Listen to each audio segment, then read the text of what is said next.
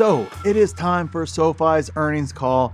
And man, am I excited for the call because the stock is just on an epic run up once again, which in the past meant we were about to fall back down under $10 in short order. So let's talk about if that is indeed the case once again, and more importantly, what actually matters on this earnings call. And I'll give you my exact plan for SoFi stock. But I have a massive warning you must understand too, because yes, Wall Street is looking to screw you guys and me once again. Just make sure you like the video if you like getting the truth without the hype. So there are 4 things that actually matter on this earnings. And I understand there's actually a lot more than an earnings report. Obviously, you got to go through it all. But this time around, these are kind of the main 4. Of course, everything else is important as well. But these are kind of the main 4 that matter. And then I will tell you my exact plan for SoFi stock, and I'll tell you how Wall Street is going to try to screw you as well. Don't worry, it's all coming in this video. So first up, do they continue to be profitable? This one was the easy one, but I have heard some pundits and some Wall Street folks out there saying they may not be profitable this quarter. I mean, they give no tangible reason why outside of the standard, gray area, kind of very, very broad type statements. But hey, it's part of the day and age that we live in, and that's exactly what we get from Wall Street constantly. They forget about the fact that, hey, basically SoFi has executed for 15 plus straight quarters now. Basically beat, raised, beat again, raise, rinse and repeat over and over and over again. And I think there is no doubt that they continue to be profitable. No doubt in my mind whatsoever. But again, guys, I'm still hearing it by some on Wall Street doubting that they would continue to be profitable, despite the fact that it's insane. But I can't make this stuff up, guys. And of course, I think the exact opposite is going to happen.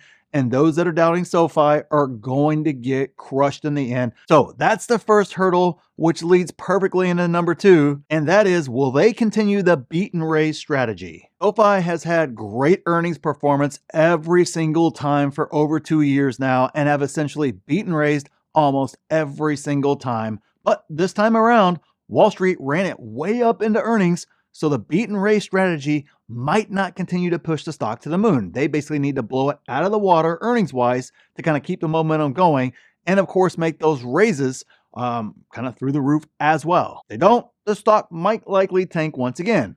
But remember, guys, keep this in mind.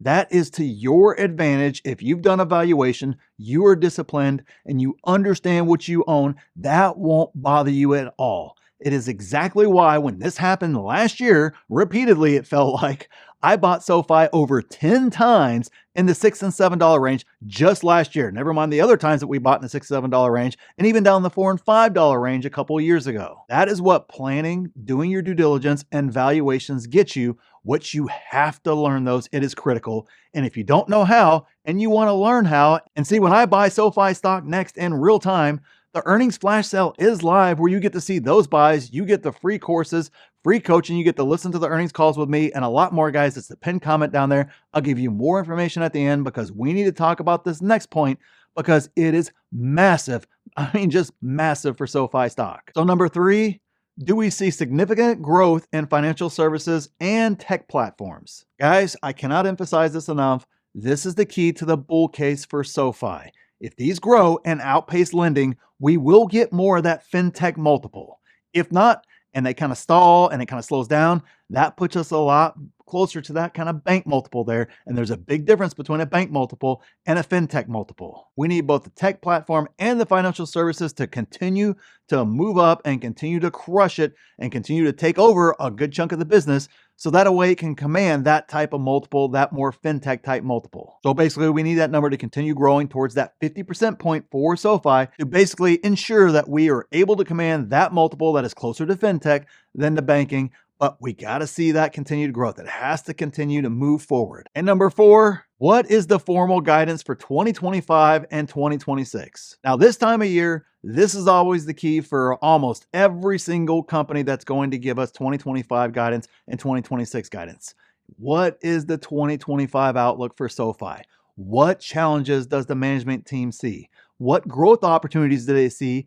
And most importantly, how will all those things impact revenue and profits more importantly? I mean, basically, guys, at this time of year right here specifically, especially if this is kind of the, year-end close for your company and then it's first quarter, moving into the new year per se, you can have the best earnings ever. But if your formal 2025 guidance isn't what Wall Street wants or better, your stock will most likely get destroyed. Now, remember, I don't make the rules, guys. Wall Street does in regards to earnings and guidance. So that is why I will be keenly locked into the guidance more than almost anything else this time around. Sure, it's great to have a great, fourth quarter, and it's great to have all these, incredible things that happened last year, but it's even awesome to have incredible numbers. Wall Street doesn't care one bit if that guidance comes in weak or less than expected. Now, of course, I believe SoFi is going to give us great guidance, and if following true to form, that will actually be great guidance that's also sandbagged, which of course means there's actually more there than they're probably letting on. So I'm excited to see what happens right there. So what is my plan for SoFi stock? Guidance is going to give me another chance to adjust my price targets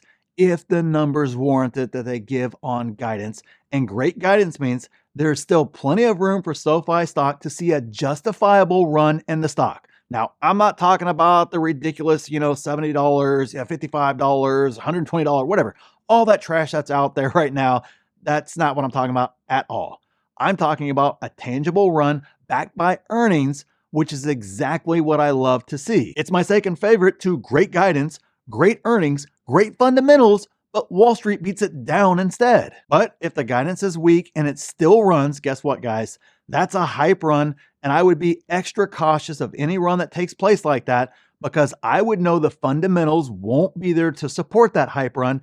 And sadly, you could be in for a big rug pull if you go down all those crazy narratives of, hey, fundamentals aren't there, but $75, yep, in the bag. Yeah, you're in for a lot of pain. This is also why I emphasize so much building out your positions ahead of time so you don't have to play the guessing game. Don't play those trading games. Don't play any of that other ridiculous, stupid things that people try to tell you. Build out a position the right way.